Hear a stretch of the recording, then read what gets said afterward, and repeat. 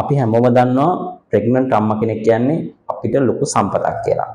සාමාන්‍යයෙන් කසාද බැන්දට පස්සේ හැමෝම බලාගෙන ඉන්නේ මේ බිරිඳ එහෙම නැත්නම් මේ ගෑනු කෙනා කවදද මේ පවුලට පොඩි දරුවෙක් එන්නේ කියලා. ඒක නිසාම තමයි අපි සෞඛ්‍ය අධිකාරී කාර්යාලයට කසාද බැඳපු අලුත ඉන්න ජෝඩු ගෙනල්ලා හොඳ කුස පිළිසිත ගැනීමක් සිදු වෙලා නිරෝගී දරුවෙක්ව මේ රෝගෙට බිහි කරන විදියට අවශ්‍ය දේවල් කියා දීලා අවශ්‍ය පසුබිම සකස් කරන්න වැඩසටහන් වගේක් කරන්නේ. කොහොම හරි මේ අම්මා කෙනෙක් කුස පිළිසිත ගත්තට පස්සේ මේ දරුවව ප්‍රසූතිය සඳහා රෝහල් ගත වෙනකම්ම අපේ පෞල් සෞඛ්‍ය සේවා නිලධාරිනී ඊටමම මහඟු වෙහෙසක් අරගෙන ඇයට අවශ්‍ය සේවය දෙන්න බලනවා. විශේෂයෙන්ම මේකෙදි අර දරුවෙක්ව ප්‍රසූතිය සඳහා රෝහල් ගත වෙනකොට අවශ්‍ය කරන බඩු බාහිර ආදිය ගැනත් අපේ මිස්ලා ඔයගොල්ලන්ට කියා දෙනවා. මෙන්න මේ බඩු බාහිර ආදිය මොනවද? ඒවා කොහොමද ගෙනියන්න ඕනේ? ඒ බඩු බාහිර ආදිය තෝරා ගැනීමේදී සැලකිලිමත් යුතු කරුණු මොනවද කියලා තමයි අද අපි මේ කතා කරන්න හදන්නේ. ඒ ගැන වැඩියෙන් හොඳට දන්න අපේ පෞල් සෞඛ්‍ය සේවා නිලධාරිනී මහත්මියක් අපේ චාමිකා මිස් මේ ගැන ඔබට දැන් කියා දෙවි.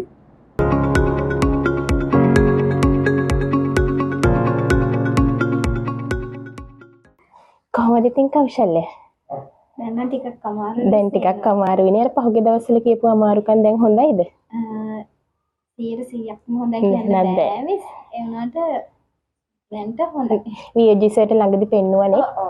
කවදද නවතින්න දින දුන්නද? කවද? මේ මාසේ 28 ඇවිල්ලා ඇඩ්මිට් වෙන්න කියලා කිව්වා. දැන් ඉතින් 28 ඇඩ්මිට් වෙන්න බඩු ටික එහෙම ලෑස්ති කරලාද තියෙන්නේ? ඔක්කොම ටික හරිනේ. අපි බලමු බඩු ටික ලෑස්ති කරපුවා කොහොමද ඔක්කොම සම්පූර්ණව ලෑස්ති කරලා තියෙනවද කියලා බලමු. හරි. කෞශල්‍ය දැන් අපි අර බඩු ටික බලන්න ඕනේ කියලා කිව්වනේ මම. ඔයා ලෑස්ති කරගපු ටික අපි බලමු. ඔයාට මොනවද ඉස්සලා ඔයාගේ බෑග් එක කොහොමද හදාගත්තේ කියලා. ඔයාගේ බෑග් එක. එතකොට අපි අම්මට දැන් කියලා තියලා කලින් අපි කියලා දෙනවා රෙදි බෑග් එක මෙහෙම ලෑස්ති කරගන්න කියලා මොනවද දාලා ලෑස්ති කරගන්න ඕනේ කියලා. එතකොට මේ අම්මා ලෑස්ති කරගෙන තියෙනවා චීත්ත. එතකොට මේවා අලුත්ම චීත්ත නෙවෙයි පාවිච්චි කරපුවා කලින් පාවිච්චි කරලා හොඳට සෝදලා අවුවේ වේලගෙන මැදලා ගතිපුවා. ඒව ගොඩාක් හොඳයි. ඒවා අපිට ලේබර් රූම් එකට ගෙනිච්චට පස්සේ අම්මගේ එතන ලේබර් රූම් එකේදී රුධිරය මේ සියලු දේවල් පිහිදන්න මේ වගේ පාවිච්චි කරපු චීත්ත බොහොම ප්‍රයෝජනවත් වෙනවා. ඉතිකොට සාමාන්‍යයෙන් අපි චීත්ත තෝරගන්නකොට ටිකක් තද පාට නැතුව ලා වර්ණයන්ගෙන් යුතු චීත්ත තමයි අපි තෝරගන්න ඕන. එතකොට අපි චීත්ත සූදානම් කරගන්නකොට අඩුම චීත්ත 4ක් 5ක්වත් අපි සූදානම් කරගන්න ඕන. ඊට පස්සේ අම්මට අවශ්‍ය වෙන රෝහලේදී ආහාර පාන ගන්න පිඟාන සහ කෝප්පය. ඊට පස්සේ අම්මට තේ බොන්න අවශ්‍ය වෙන පිටි, සීනි, තේ කොළ, හැන්දක් මේ සියලු දේවලුත් අපි සූදානම් කරගන්න ඕන. ඊට පස්සේ අම්මට අවශ්‍ය වෙනවා තුවායක්. අම්මට ඇඳට දාන්න ඒ වගේම පෙරවන්න චීත්ත දෙකක්. ඊට පස්සේ අපිට රෝහලේ ඇඳට දාන්න සුදු පාට බෙඩ් ෂීට් එකක් උවමනා වෙනවා. ඊට අමතරව අම්මා බෙඩ් ජැකට් 4ක් 5ක්වත් අපි සූදානම් කරගන්න ඕන. බෙඩ් ජැකට් වල වර්ණය පිළිබඳ ගැටලුවක් නැහැ. නමුත් බෙඩ් ජැකට් තෝරා ගන්නකොට කහ වර්ණය නැතුව සාමාන්‍යයෙන් අපි කියනවනේ අහලා තියෙනවනේ අම්මලා බබා කහ වෙලා කියලා. අපිට එතකොට කහ වර්ණයෙන් යුතු බෙඩ් ජැකට් එකක් අම්මා ඇඳගෙන හිටියොත් අපිට බබා නිරීක්ෂණය කරන්න ටිකක් අපහසු වෙනවා. ඒක නිසා කහ වර්ණය නැතුව ඕනෑම පාටකින් අපිට බෙඩ් ජැකට් තෝරගන්න පුළුවන්.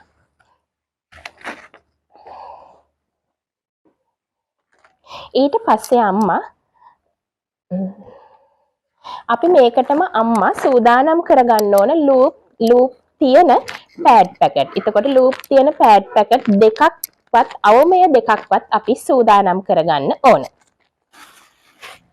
ඊට පස්සේ අම්මා මේ ලූප් එක පාවිච්චි කරන්න ඉන්නට මෙන්න මේ වගේ රෙදි පටි දෙකක් සූදානම් කරගන්න ඕන. මේ වගේ රෙදි පටි දෙකක් සූදානම් කරගන්න ඕන.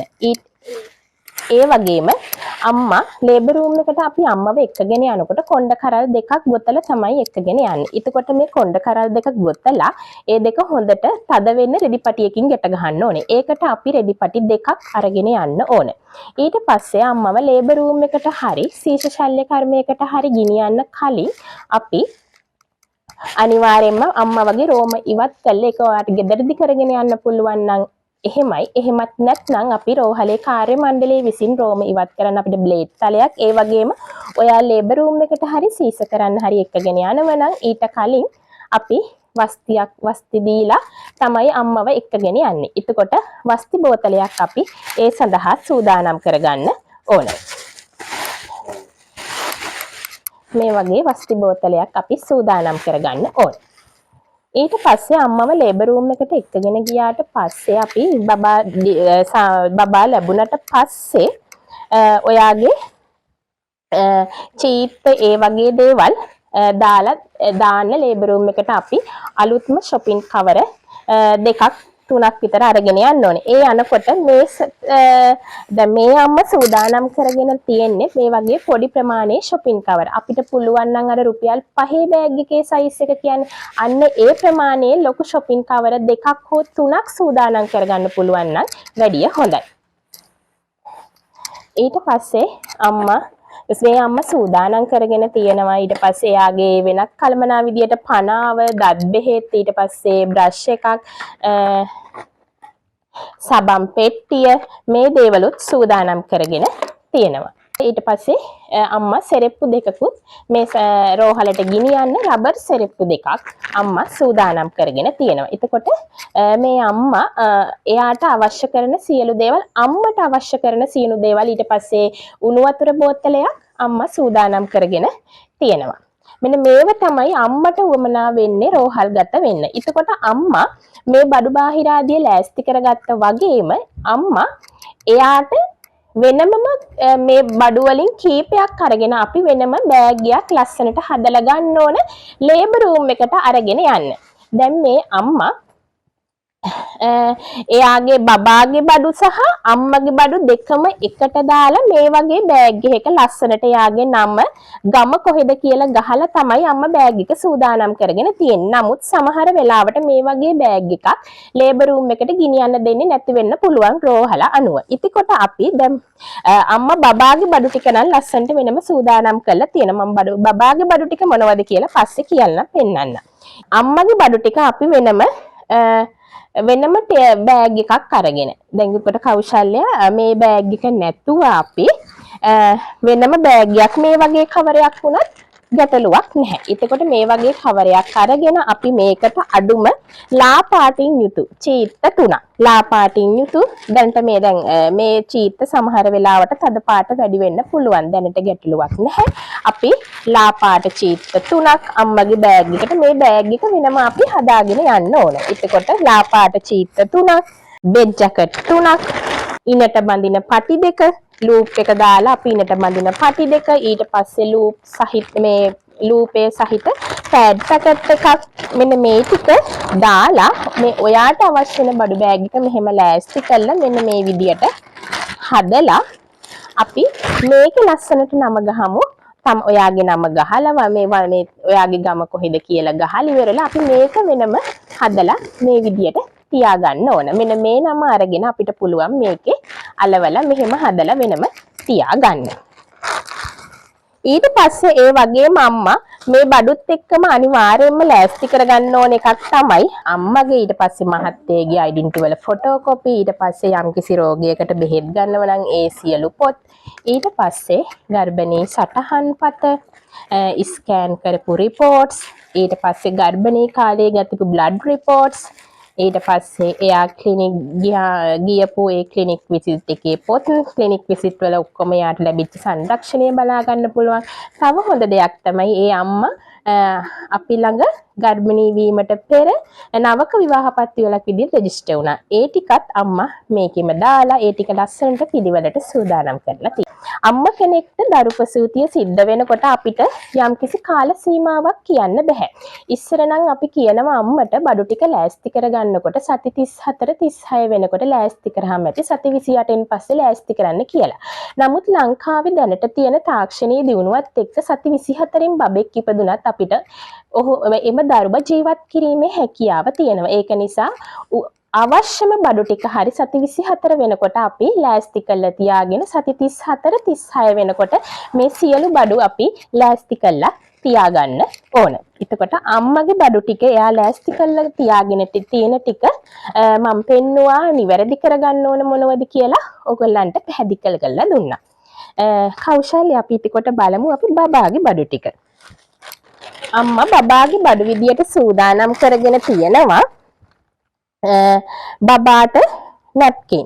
එතකොට නැප්කින් ගන්නකොට අපි බබාට පහසු රෙද්දකින් මල් පීස් වලින් අපි මේ නැප්කින් සූදානම් කරගන්න ඕන. සාමාන්‍යයෙන් අලුතෙන් ඉපදෙන බිලුන්දකට අඩුම නැප්කින් 30ක්වත් අම්මා කෙනෙක් සූදානම් කරගන්න ඕන. එතකොට සාමාන්‍යයෙන් බබෙක්ට හොඳට නැප්කින් එක මෙහෙම හදලා ගැට ගහන්න පුළුවන් විදියට අඟල් 22ක් දිග 22ක් පළල නැප්කින් තෝරගන්නවා නම් වැඩිය හොඳයි. එතකොට අපිට බබාට හොඳට බබාට නැප්කින් එක අන්දලා ගැට ගහන්න පුළුවන්.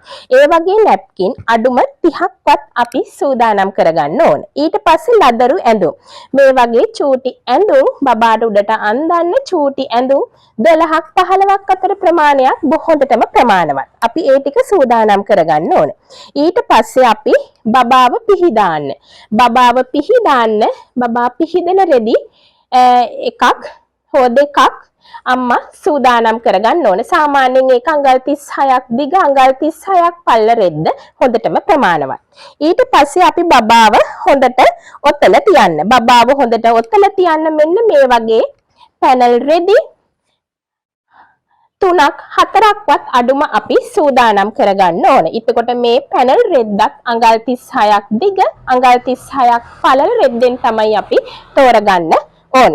ඊට පස්සේ අපි බබාට උණුසුමට අන්දන්න ඌල් ඇඳුම් කිට් එකක් හරි එහෙම නැත්නම් පැනල් රෙදි වලින් මහපු මෙන්න මේ වගේ උණුසුමට අන්දන ඇඳුම් කට්ටල අඩුම දෙකක්වත් අපි සූදානම් කරගන්න ඕන. එතකොට මේ උණුසුමට අන්දන ඇඳුම් කට්ටල අපි තෝරා ගනිද්දී බබාට අවශ්‍ය බබාට දාන්න තොප්පිය ඒ වගේම කකුල් දෙකට දාන්න මේස් අත් දෙකට දාන්න මේස් බබාට අන්දන මේ වගේ උඩට අන්දන ඇඳුම ඊට පස්සේ මෙන්න මේ වගේ කලිසම් මෙන්න මේ සියල්ල අඩංගු වෙන ඇඳුම් කට්ටලයක් තමයි අපි තෝරගන්න ඕන. මොකද බබාට උණුසුමට අන්දන්නයි අපි මේ ඇඳුම් කට්ටලය අම්මට සූදානම් කරගන්න කියලා කියන්නේ.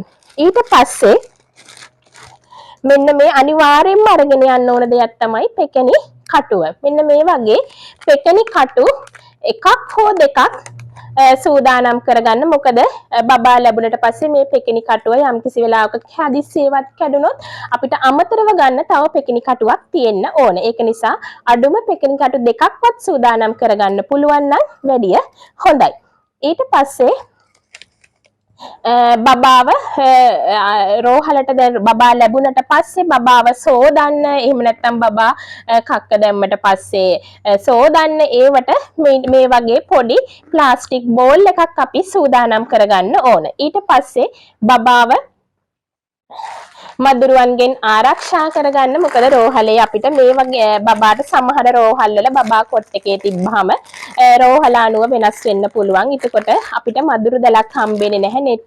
මේ වගේ රෙදි වලින් හදපු දැලක් වගේ එකක් තමයි බබාට දාන්න හම්බ වෙන්නේ. එතකොට බබාව මදුරුවන්ගෙන් ආරක්ෂා කරගන්න මේ වගේ කුඩා ප්‍රමාණයේ මදුරු දැලක් අපි අරගන්න ඕන. මෙන්න මේ බඩු ටික තමයි අම්මා සූදානම් කරගෙන තියෙන්නේ. එතකොට අම්මා මේ සූදානම් කරගත්ත සබන් කැටයක් තියෙනවා. බේබි සබන් කෑල්ලක්. ඊට පස්සේ බබා නාවන්න බේබි සබන් හරි නැත්නම් බේබි බබාලට පාවිච්චි කරන බොඩි වොෂ් එකක් හරි අපිට තෝරගන්න පුළුවන්. එතකොට අපි මෙන්න මේ බබාගේ අම්මා සූදානම් කරගත්ත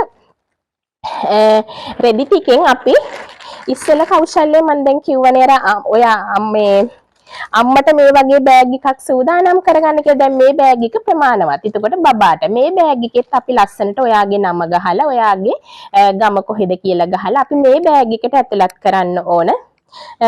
ඔයා දැන් ඇතුළත් කරගෙන මේ තියෙන ප්‍රමාණය හරි මේ නැප්කින් ටික ඊට පස්සේ බබා ඔතන රෙදි දෙකක් අපි දාන්න ඕන. බබා ඔතන රෙදි අපි දෙකක් ඕකට ඇතුළත් කරන්න ඕන. ඊට පස්සේ බබා පිහිදන රෙද්ද අපි ඕකට මේ බෑග් එකට ඇතුළත් කරන්න ඕන.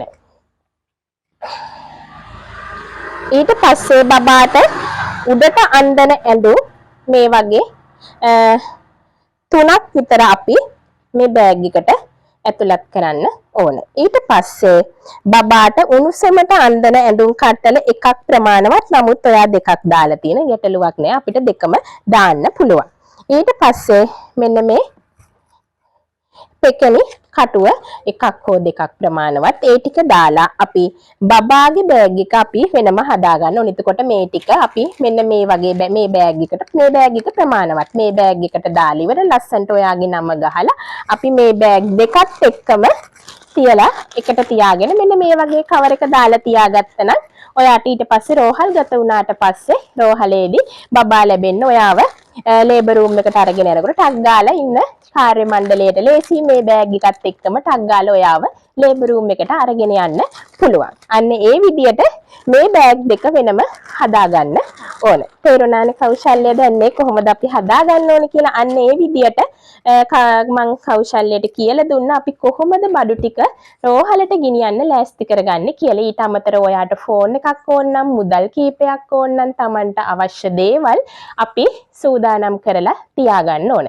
දැන් මේ රෙදි ටික ඔක්කොම සෝදලා නේද තියෙන්නේ? මොනවද දාලාද සේදුවේ? බේබි සබන්. එතකොට කෞශල්‍ය දැන් මේ රෙදි ටික හොඳට සෝදලා බේබි සබන් දාලා මේ රෙදි ටික හොඳට සෝදලා තද අවුවේ වේලගෙන අයන් කරලා තමයි දැන් හදාගෙන ඉන්නේ. ඊට පස්සේ රෝහල් ගත වෙනකොට ඔයා අනිවාර්යයෙන්ම සාමාන්‍යයෙන් ආභරණ කියන දේවල් පළඳින්න දෙන්නේ අපිට රෝහල් ගත වෙනකොට ගලවන්න කියලා කියනවා. එතකොට දැන් ඔයාට 28 නවතින්න කියලා කිව්වනේ. එතකොට ඊට දවස් කීපයකට කලින් කරාබු මාල මුදු තියෙනවා නම් මේ සියල්ල ගලවලා තියලා තියන්න පුළුවන්. එතකොට හදිසියක් වෙලා අපිට ටක් ගාලා දිනේට කලින් රෝහල් ගත වෙන්න ඕන වුණොත් අපිට ටක් ගාලා මේ බඩු ටික ඔක්කොම ලෑස්ති කරලා තියෙන්නේ රෝහල් ගත වෙනකොට අරන් යන්න පුළුවන්. කෞශල්‍ය නම් මේ ටික දැන් ඔක්කොම ලෑස්ති කළා මේ විදියට මම කලිනුත් එනකොට මේ පුටු උඩ ලස්සනට ගහලා හදලා තිබුණේ උමනාවක් වුණොත් ටක් ගාලා අරගෙන යන්න කියලා. ඔයාලට පුළුවන් මේ හැම දෙයක්ම එක තැනකට කරලා තියන්න. එතකොට රෑක වුණත් අම්මට හදිස්සියෙම රෝහල් ගත වෙන්න වුණොත් එක තැන්වල තියෙන බඩු හොය ඉන්න ඕනේ නෑ. මේ ගර්භණී සටහන් පතේ ඉඳලා මේ සියලු බඩු එක තැනක තිබ්බහම ටක් ගාලා ඒ ටික අරගෙන ඔයාට ඉක්මනින්ම රෝහල් ගත වෙන්න පුළුවන්.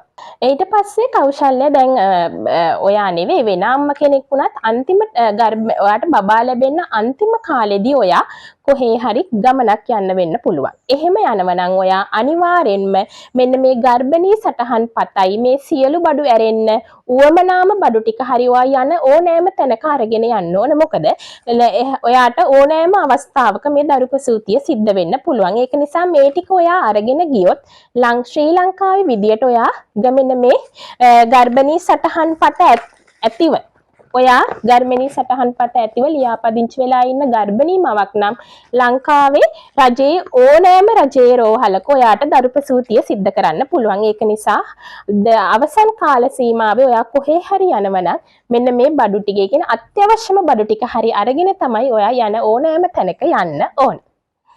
තව මොන හරි තියෙනවද අහගන්න. මම ඔයාගේ ටික බැලුවා බඩු ටික කොහොමද කියලා බැලුවා. ඊට පස්සේ හදාගන්න තියෙන දේවල් කියලා දුන්නා. තව මොන හරි තියෙනවද දැනගන්න මොන හරි දැන් මේ ටික සූදානම් කරන කෞශල්‍ය හොඳයි කොට්ටෙකුත් සූදානම් කරලා තියෙනවා අරගෙන යන රෝහලට. දැන් හරිනේ.